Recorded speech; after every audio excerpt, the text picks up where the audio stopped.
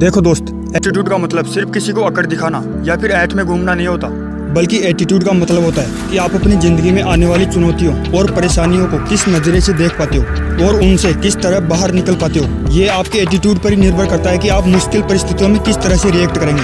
वैसे तो प्रकृति की हर चीज हमें कुछ ना कुछ जरूर सिखाती है, उसके लिए बस सीखने वाला होना चाहिए। और इसी प्रकृति में एक ऐसा पक्षी भी मौजूद है जिसका एटीट्यूड बाकी पक्षियों से पूरी तरह अलग होता है, और उस पक्षी का नाम है बाज। और जितने लाइफ लेसन हमें एक बाज से सीखने को मिलते हैं, उतने किसी भी पक्षी से सीखने को नहीं मिलते होंगे। जिस तरह एक शेर अलग एटीट्यूड की वजह से जंगल का राजा कहलाता है, उसी तरह एक बाज भी पक्षियों का राजा होता है। वैसे तो एक बाज से हमें बहुत से लेसन सीखने को मिलते हैं, लेकिन इस वीडियो में हम केवल 5 मोस्ट इंपोर्टेंट लाइफ लेसन के बारे में जानने वाले हैं जो कि हमें एक बाज से सीखने को मिलते हैं। तो शुरू करते हैं इस वीडियो को। नंबर 1, अपनी जिंदगी को खुलकर जीना सीखो।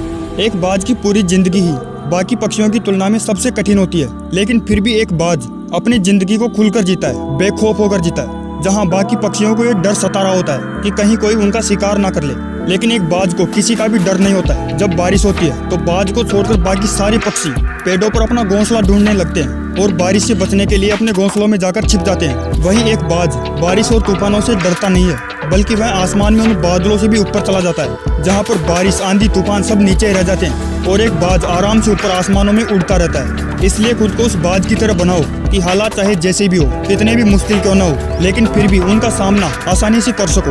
अपने आप को इतना काबिल बना लो कि बड़ी से बड़ी मुश्किलें भी तुम्हें छोटी नजर आने लगे और तुम अपनी जिंदगी को शान से जी सको। नंबर 2, अपने कंफर्ट जोन को छोड़कर रिस्क लेना सीखो। एक बाज कभी भी अपने घोंसले में नरम घास नहीं रखता, वह हमेशा नरम घास के तिनकों को निकाल कर फेंकता रहता है। वह अपने घोंसले में से हर उस एक तिनके को निकाल कर फेंक देता है जो उसे और उसके बच्चों को जरा भी आराम देता हो, क्योंकि अगर वह अपने बच्चों को घोंसले में आराम करने देगा तो वह आलसी हो जाएंगे, और उनका जन्म घोंसले में आराम से पड़े रहने के लिए नहीं हुआ। और जब बाकी पक्षियों के बच्चे सिर्फ चींची करना सीखते हैं, तब तक तो मादा बाज अपने बच्चे को लेकर आसमान में सबसे ऊपर चली जाती है, और यहीं से शुरू होती है उस बच्चे की असली ट्रेनिंग। ऊपर ले जाकर मादा बाज उसे अपने पंजों से छोड़ देती है, और बच्चा जब नीचे गिर रहा होता है और जैसे जैसे वह जमीन के करीब आता जाता है तो वह अपने पंखों को खोलने की कोशिश करता है। वह अपने पंखों को धीरे धीरे फड़फड़ाने लगता है, लेकिन बच्चे के पंख अभी इतने मजबूत नहीं है कि बच्चा पंख फैलाकर उड़ सके। और जब बच्चा जमीन पर बस गिरने ही वाला होता है, लेकिन गिरने से कुछ समय पहले ही मादा बाज उसे अपने पंजों में दबाकर वापस आसमान की ऊंचाइयों में ले जाती है।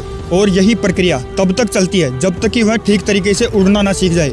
एक मादा बाज अपने बच्चे को शुरू से ही रिस्क लेना इस कदर सिखा देती है कि वह बच्चा बड़ा होकर ना किसी आंधी से डरता है और ना किसी तूफान से।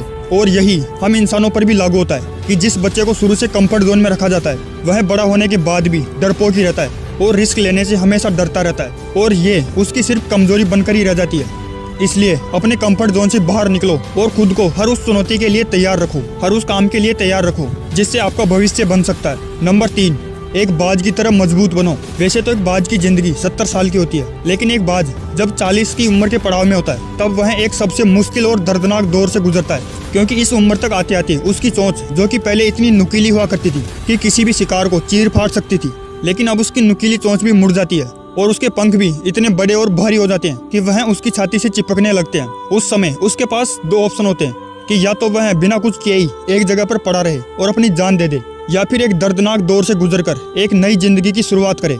लेकिन एक बाज उस दर्दनाक दौर से गुजरना पसंद करता है, क्योंकि यही वो वक्त होता है जब एक बाज को सबसे मजबूत बनने का अवसर प्राप्त होता है, और इसी वक्त में वह सबसे ज्यादा दर्द सहन करता है।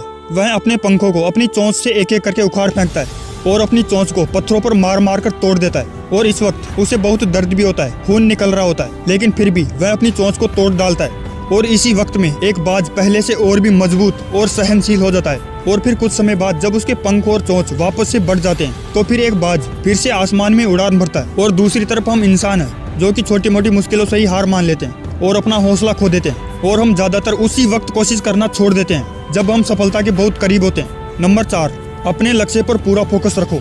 एकमात्र बाज ही ऐसा पक्षी होता है जो जल, जमीन और हवा तीनों में शिकार कर सकता है, और एक बाज जब एक बार अपने शिकार को टारगेट कर लेता है तो वह उसकी छोटी से छोटी हलचल पर भी नजर रखता है। उसे उस वक्त शिकार के अलावा और कुछ नहीं दिखता, और उसे जब भी मौका मिलता है वह उस पर झपट्टा मारकर उसका शिकार कर लेता है। और यह एक बाज की खासियत होती है कि वह कभी भी पहले से मरे हुए जीव को नहीं खाता है। बाज जब भी शिकार करता है तब उसका पूरा ध्यान उसके शिकार पर होता है। उस वक्त उसके और शिकार के बीच में आने की हिम्मत किसी में नहीं होती।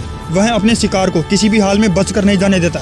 वह अपने शातिर दिमाग और तगड़े फोकस की वजह से शिकार कर ही लेता है। और ये एक लेसन हमें बाज से सीखने को मिलता है कि अपने लक्ष्य पर पूरा फोकस रखो और उसके लिए एक ऐसा प्लान तैयार करो, ऐसी स्ट्रेटजी बनाओ जो कि एकदम सटीक हो और जिस पर आपको पूरा विश्वास हो कि अगर आप इस प्लानिंग से काम करोगे तो अपने लक्ष्य को हासिल कर ही लोगे। पांचवा और सबसे इम्पोर्टेंट लेसन कि अकेले चलना सीखो। एक बाज कभी भी बाकी पक्षियों की तरह झुंड में नहीं उड़ता और ये उसकी कोई कमजोरी नहीं होती है, बल्कि ये उसकी ताकत होती है। क्योंकि ये बात शायद उसे भी पता है कि भीड़ आपका साथ तो दे देती है, लेकिन आपसे आपका साहस छीन लेती है।